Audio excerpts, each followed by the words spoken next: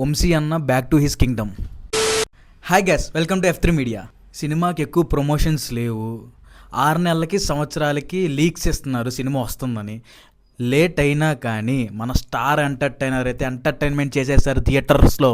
Story చోటా high, comedy బడా high.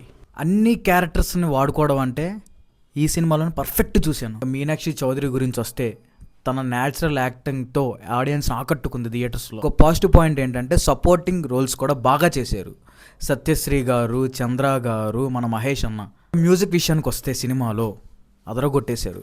ఎక్కడ ఏం కావాలో ఎక్కడ ఏం వద్దో పాయింట్ టు పాయింట్ తీసుకొని బాగా కొట్టాడు అబ్బా బీజిఎం. నవీన్ అన్న గురించి చెప్పుకోవడం కన్నా మనకందరికీ తెలిసిందే, వన్ మ్యాన్ షో దుల్ల కొట్టేశాడు థియేటర్స్లో.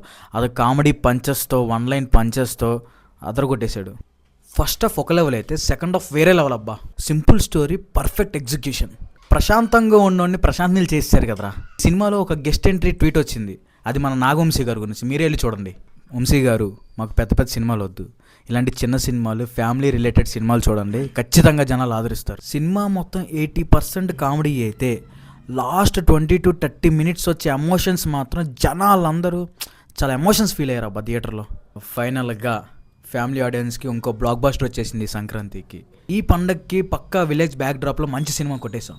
ఈ మూవీకి మన F3 మీడియా ఇచ్చే rating 2.8. For more movie updates and reviews please subscribe F3 media.